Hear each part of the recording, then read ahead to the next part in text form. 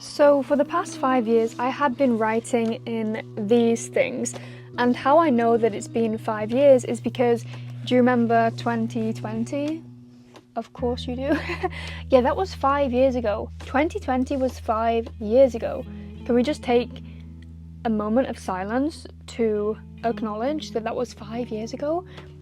But what that means is that I have been writing in a journal for 5 years. And I know this because this was the year that my brother gifted me my first ever journal. And I started writing in it in about May 2020. And to be honest, as soon as I started writing, I pretty much not stopped for the last 5 years. So I didn't do this video as an experiment or anything, but I did it because I fell in love with journaling. And you're probably someone who either already likes journaling or you are wanting to get into journaling, you're wanting to see what the hype is all about. And then I get you, that was me 5 years ago thinking, why is everyone talking about journaling? How does it actually help? But here I am, 5 years later, preaching about journaling and how much it can actually make your life better.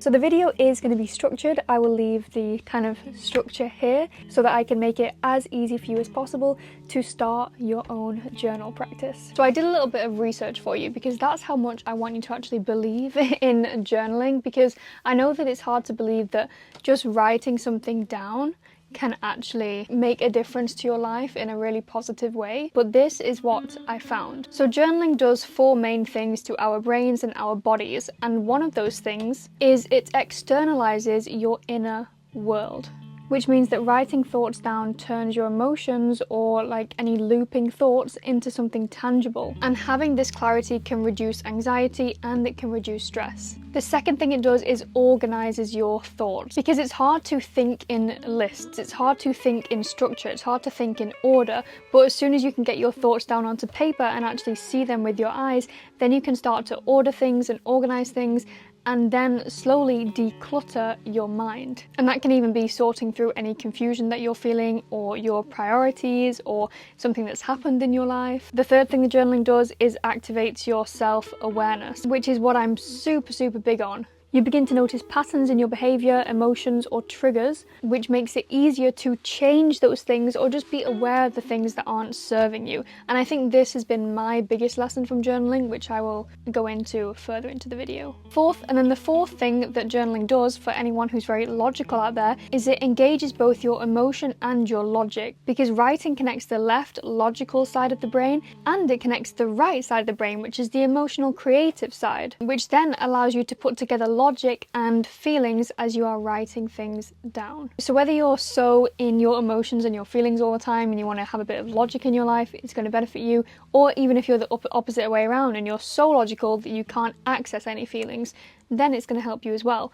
And let me know in the comments, what are you more of? Are you more logical or are you more feeling emotional? Because I think I definitely have a bit of both, and I can get in the way of my feelings and emotion through logic, but I'm also very much a feelings and emotional person.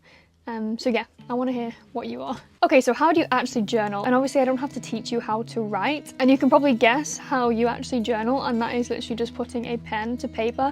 But I'm going to give you some of the best tips that I started with just to make it easy for me and just to make it as consistent as possible, because consistency is a key thing here with anything that we do, and especially with journaling. You're going to feel these benefits, or you're going to see the benefits from journaling after you've done it consistently for a long period of time, or even just a short period of time. But consistency is the key thing. So start by making it really easy by having your journal on your bedside or where you eat breakfast, or something that you do every single day. It's like habit stacking, making the good habit that you want to do super easy by just making it really obvious. For me, I always have my journal on my bedside because I'm usually journaling in the morning or in the evening. That seems to be the best time for me. And if you kind of want to get into it but you don't want to get into it and you have a lot of resistance towards it, then I recommend doing the 5-minute rule, which is basically where you set a 5-minute timer, or if that feels too daunting, even a 2-minute timer, and just saying,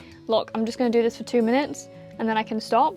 And usually once you've done the task for 2 minutes or 5 minutes, you usually just end up carrying on anyway. So I recommend to actually start journaling, set yourself a timer, and then as you get into it, I am sure that you will not need a timer anymore, and you won't want a timer anymore, and you won't need to force yourself to do it. Because now for me, it's like I can't go anywhere without my journal, because I'm like, I need to be able to write my thoughts down on paper. And if I can't, I don't know, I feel like I'm gonna explode or something.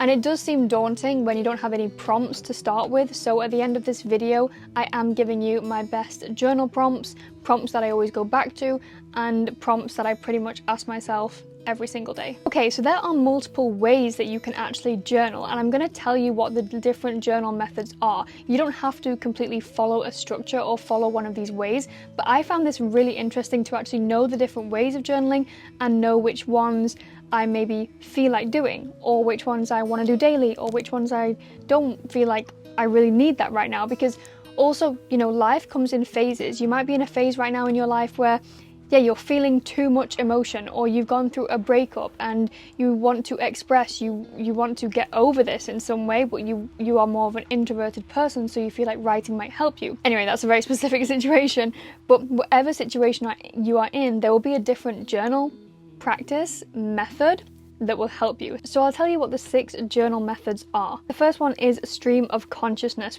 which is kind of like morning pages, if you've heard of that, where I forgot what writer it was, but they made something up called morning pages, and it basically meant that you had to open up a blank page in the morning and write 3 full pages, and it doesn't matter what's there, you just have to write. That is similar to stream of consciousness, which is basically just writing without censoring anything. You are just writing whatever comes out, no prompts, nothing, and also not censoring anything. Like, just really understanding that nobody's going to see this, nobody's going to judge you, nobody's going to read this, and just seeing what comes out.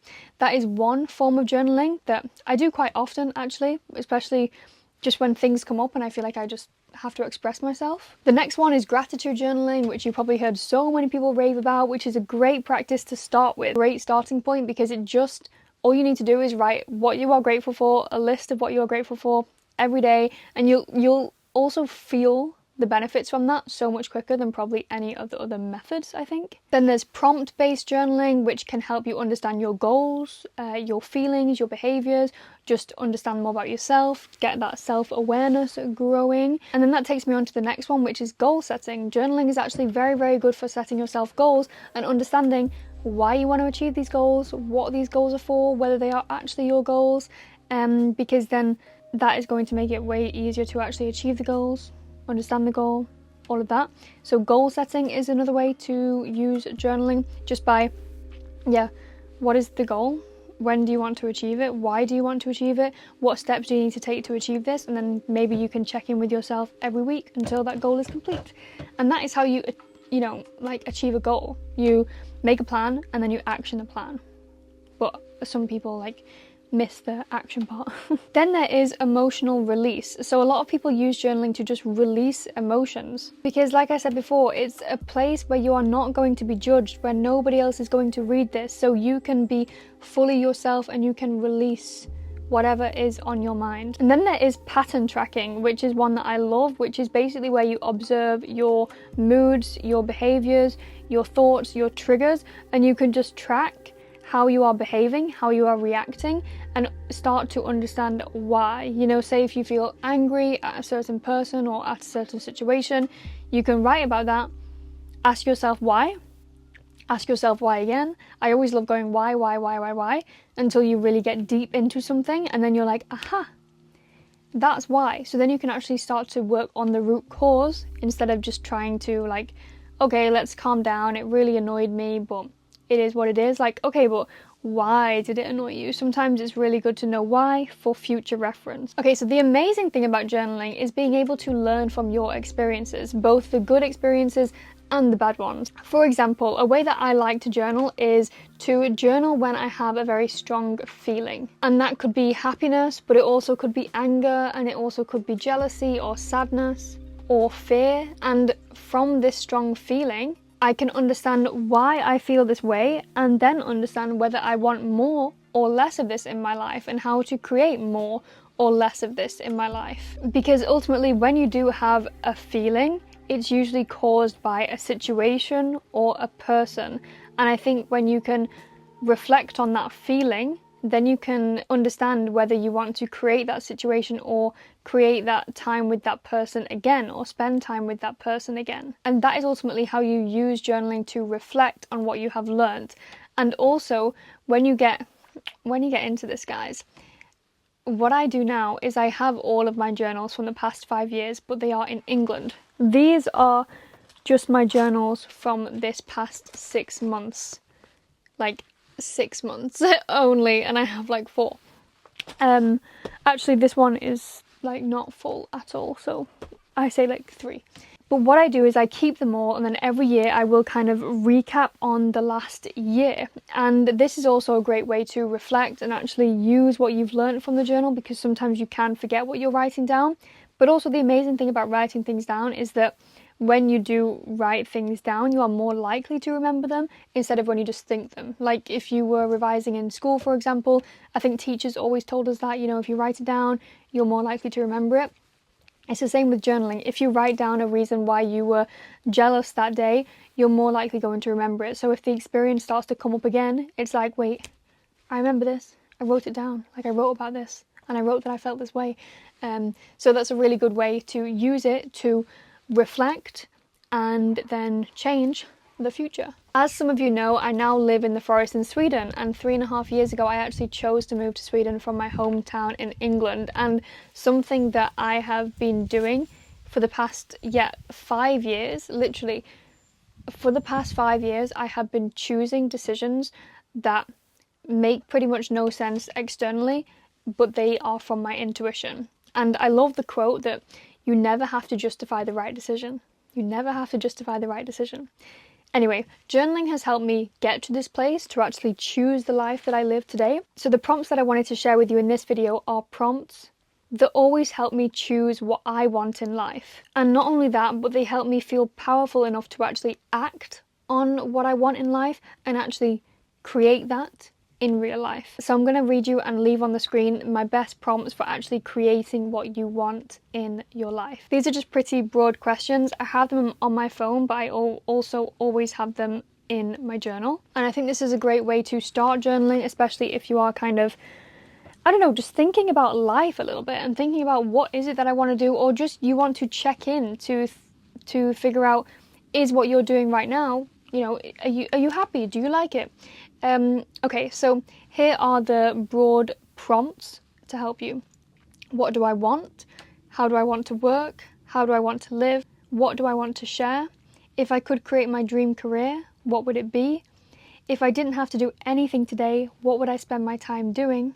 If I could create my dream relationships, what would they be? Those are, like I said, very broad questions, and what you can do after each answer to each question is ask yourself why, and then why again, and why again, and why again, until you get to a root feeling and a root cause for that answer. And I have to say that my biggest takeaway from journaling is really choosing yourself, and it is having self-awareness and the understanding and the confidence to actually choose yourself and listen to your gut feeling. Because I know that when I was younger, I had no sense of this gut feeling inside. I didn't know who that was. I didn't know how to listen to it until I started journaling and started to understand myself better, started to have more self-compassion for myself as well. Because what you'll realize throughout this whole process of journaling and learning more about yourself is that you might start to feel different. You might start to feel like an outsider. You might start to feel like, oh my God, I didn't know I felt this way. I didn't know, I had these bad thoughts towards this person, for example. And with that has to come self-compassion and has to come self-love. So never forget that. In the caption, I have actually left the morning prompts and the kind of daily prompts that I do, because I think it's easier for you to just take those, copy and paste them, and start there. But I really hope that you do start your journal journey. I like that. And I would love to chat to you in the comments if you do have questions. But if not, then happy journaling, happy processing, happy writing, and I will see you in the next video. Have a beautiful day, week, month, life. Bye.